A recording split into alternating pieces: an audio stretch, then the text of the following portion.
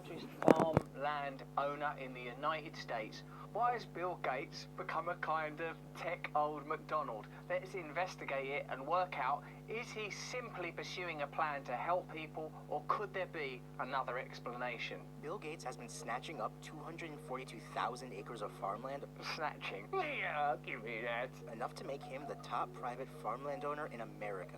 With the video we made about the Indian protests and Vandana Shiva's comments about Bill Gates, there was such a positive response from all of you. Just one comment here, well actually this isn't a positive comment, it's a criticism. Dan I says, you didn't comment on Gates buying up half the farmland in the US. Now, the reason was we didn't realise that's what you wanted us to do. Now, we do know that. We will. Bill Gates is the fourth richest person in the world. He's been quietly buying up 200, I don't know if it's quietly or not, 242,000 acres of farmland across the US. The land report revealed that Gates has built up a massive farmland portfolio spanning 18 states. Gates is not the only billionaire on the Land Report's list of top private farmland owners. Wonderful company co-founders Stuart and Linda Renzing ranked number 3 with 190,000 acres. Amazon CEO Jeff Bezos is also investing in land on a large scale with his ownership of 420,000 acres, mainly in West Texas. Just because billionaires are buying up farmland at a terrifying rate, it doesn't mean something suspicious has happened. When did you become so cynical? Ranches and farms have become a huge asset class for the wealthy. If you look at the top 100 landowners in America, they now own 33 million acres. That's according to the Land Report 100. That's up 18% since 2008. And these top 100 landowners now own 2% of all the entire land mass in the United States. Farmland has proven to be an attractive asset for professional investors with almost uniformly positive returns since the early 90s. A core theme for professional investors in farmland is supply versus demand and the associated asset stability produced by it. The amount of farmland in the US is shrinking at a rate of almost 3 acres per minute. However, the world's population is soaring past 7 billion. Food demand is growing and farmland and freshwater are increasingly becoming valuable resources. Here's some quotes that we see come up a lot in the comments. Henry Kissinger, control oil and you control nations, control food and you control people. Robert Kiyosaki, the rich don't work for money, they work for assets. Bill Gates, for so long the world's richest man, who famously announced he would give most of it away and spend his time and vast resources on the world's poor. His foundation, worth more than $50 billion, run with his wife and investor Warren Buffett. He's married to Warren Buffett? What's next? How much power do these guys need? His wife and investor Warren Buffett has, with great success, targeted massive killers like malaria, TB and AIDS. Yet as Mr. Gates' powerful friends gather in Davos. The idea that there's anything going on at Davos is just a bunch of guys and presidents and billionaires just meeting up, hanging out, and just making inconsequential decisions. The latest warning that the Gates Foundation has become too powerful and may not be the force for good so many world leaders say it is. What else does Bill Gates invest in? Gates also has investment in GMO crops, seed patents, synthetic foods, artificial intelligence, including robotic farm workers, and commanding positions in Coca-Cola, Unilever, Philip Morris, Kraft, General Foods, Kellogg's, Procter & Gamble, and Amazon, and in multinationals like Monsanto, Bayer, that market chemical, pesticides, and petrochemical fertilizers. Gates also has massive stakes in the oil majors, Exxon, Chevron, ConocoPhillips, and Shell. He owns the world's largest private jet company and has investments in coal-generating fleets, including the Canadian National Railway and CSX Richmond. The study from the pressure group Global Justice Now paints a picture of the Gates Foundation,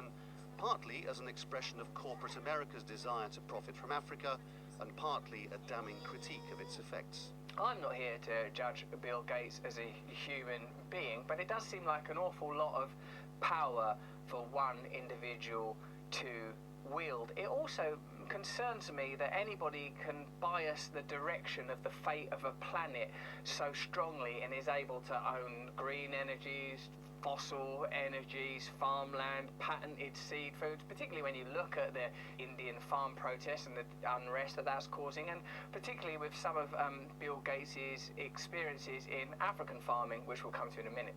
Among the many criticisms, the idea that private finance can solve the problems of the developing world.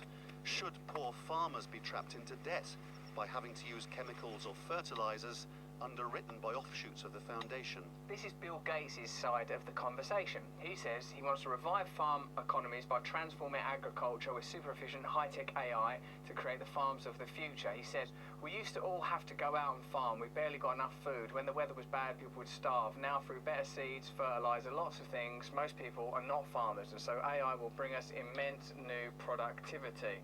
I think agricultural productivity is one of the most basic things that can help the poor move to a more prosperous life. Vandana Shiva, my new hero, warns American farmers already drowning in debt to be very wary of Gates' promise to throw them a line. When Bill Gates forced his rescue technologies on Indian farmers, the only one to benefit was Bill Gates and his multinational partners. He gave money to the government and a company called Digital Green and made extravagant promises to digitally transform Indian agriculture, then with the cooperation of his purchased government officials. There was a green revolution based on new seeds, and it raised nutrition levels, it reduced poverty.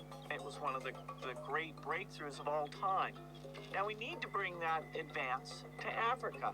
Let's see how that worked out. In the year 2000, Bill and Melinda Gates launched the Alliance for a Green Revolution in Africa, promising to double crop productivity and boost incomes for 30 million small farms by 2020 while cutting food insecurity in half. There's no doubt that a combination of better seeds and better inputs, including fertilizer, can raise African agricultural productivity. A 2020 study, The False Promises, the Alliance for a Green Revolution in Africa, concluded that the number of Africans suffering extreme hunger increased by 30% in the 18 countries that Gates targeted. Rural poverty has metastasized dramatically, and the number of hungry people in these countries has risen to 131 million. There's tons of ways that digital technology helps farmers.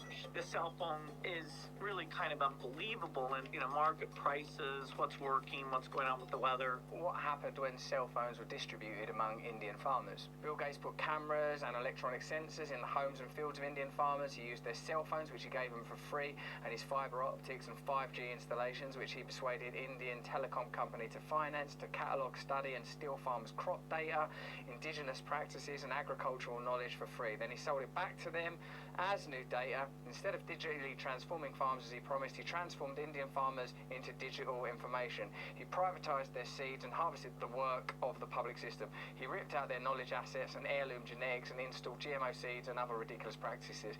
Shiva adds his clear agenda was to drive small farmers from the land and eventually mechanise and privatise food production.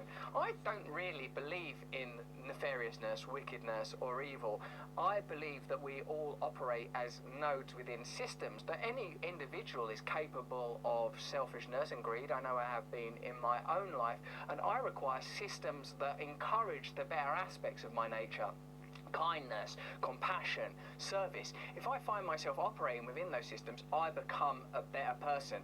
When I enter into the modes, modalities and ideologies of capitalism, I feel my own greed, my own selfishness surging. So I believe that many of these technologies may not necessarily be problematic if they were solely put to the service of the people on the front line, ordinary farmers, ordinary people. But as long as they are galvanized and mobilized to garner profit and power for a select group, the results are always going to be the same. Having said that, I'm pretty cynical and skeptical about a lot of that GM crop stuff. It sounds frightening, the kind of reports that you hear anecdotally. It's not clear how Gates' farmland is being used or whether any of the land is being set aside for conservation. This is not Gates' only foray into agriculture. The foundation also invested in the development of supercrops resistant to climate change and higher yield dairy cows. We had some comments from some of you that are farmers. Chase Autry says, I actually farm up in North Texas. We mostly grow cotton in this area. When Vandana Shiva talks about taking control of seeds, it reminds me of Roundup Ready cotton. It started off as great, but now plants are starting to get resistant. You can't collect your seed for next season, forcing you to buy new seeds every year. Seed prices are increasing at an alarming rate. Julie Selden says, I'm a farmer in the US, I buy non-GMO seeds and plant them. Should a bee land on a GMO plant and then land on my plant, it will cause my plant to produce GMO fruits and vegetables. Since I did not pay for a GMO seed, if they find my plants at GMO Monsanto, they can sue me, taking everything I have. However, I can't sue them for when my crop turns GMO. These people are pure evil. Those are your Words Julie Selden, not mine. Scott Cole says, I live in Lancaster, PA. I'm surrounded by Amish and organic farms. None of these things are happening here, hence the reliance on local food sources is paramount. I don't think any of us quibble with the idea that technology can help us, can improve our lives. That's observably true in almost every area of life. What's problematic is the invisible ideology behind these technologies that says that the power behind them has to be centralized and that the profits and benefits yielded by these technologies all run in the direction of a small group of institutions and a small group of individuals. This is where the problems seem to start. Localization versus centralization seems like a key and important idea, and when power is concentrated in the hands of a few individuals, whether that's under a capitalist system or colonialism, it leads to exploitation and problems. The way that data can be accrued now, mobilized and utilized now, sort of seems to be creating godlike figures on Earth, making decisions and plans that are beyond the scope of ordinary humanity. Don't you feel that we should be, as best as possible, with the use of technology and the information that we now have, emulating the conditions for which we are evolved? Small, self-sufficient communities, trading when necessary. All these decisions about what to plant, what are the prices, what are the diseases, you take a photo of something and some expert looks at it and says, okay, that doesn't have enough potassium or enough nitrogen. That's mostly in the future, but that's real stuff. It's mind-blowing. This ideology, whether well-intentioned or not, whether the intention is to help people or to accrue more centralized power for the organizations that already wield so much, it seems that the results are negative for many, many ordinary people. I can see why lots of you might think that to continue in this direction could be detrimental for the planet and could indeed be dangerous. And I'm sure many of you are hungry for alternatives, different ways of organizing power, ways that ordinary people can have control over their own lives, control over their own resources, and that there should be some regulation on this kind of behavior, some kind of regulation at a state level, at a global level. But what force, what institution is powerful enough to oppose this degree, this ability to impose will? Where do you see it? Can countries do it? No, countries aren't powerful enough. Can organizations such as the IMF, World Trade Organization, World Health Organization, where do they get their funding from? Where do they get their legitimacy from? What kind of relationships do they have? The only possible resource is the power that we have collectively. Unless we have different ways of organizing, unionizing, and pursuing our goals, there is no alternative. We've seen what's happened in Africa, we see what's going on in India, and we have a sense of what's happening in the countries that I'm assuming that, you know, I know where I live, but I'm assuming where you live as well. Without some concerted effort, without some new ideology, which I believe will be based on localism, the sharing of resources, the acceptance that each group is autonomous, and whether you're on the left or the right, religious or non-religious, however you identify, communities must be allowed to run themselves, control their own resources, act democratically within the limitations of certain universal laws around respect for one another and respect for our resources and the planet in general. Without significant change towards true democracy, the consequences are becoming quite clear. You could have a case where the initial research is done by a Gates-funded institution. The media reporting on how well that research is conducted is done. The media outlet is a Gates-funded outlet, and maybe a Gates-funded journalist from a media program, and then the program is implemented more widely by a Gates-funded NGO. I mean, there are some very insular circles here. Bill Gates has giant stakes in Google, Apple, Amazon and Facebook, and has given $250 million in grants to media outlets, including NBC, Universal, the BBC, NPR, Le Monde and The Guardian. Grants, that sounds like donations and providing funding. You know that the mainstream media is in urgent and desperate need of funding, and I wonder what kind of coverage they will afford to people that make such significant donations, and you can decide for yourself whether or not that would likely bias the kind of reporting that would take place. Critics of Mr. Gates ask whether it's right that one foundation with more money than entire African countries should wield so much power. and influence. Probably no one in the world is better positioned than Bill Gates to create a real positive difference.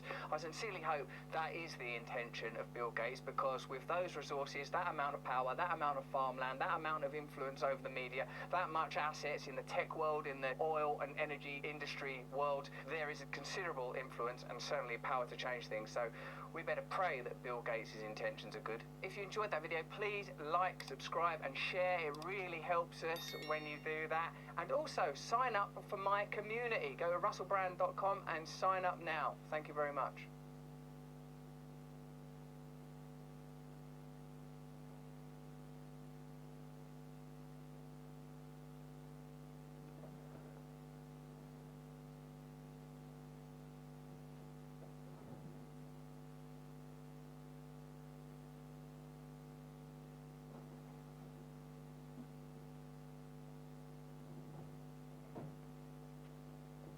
Billionaires, their power is growing in the pandemic.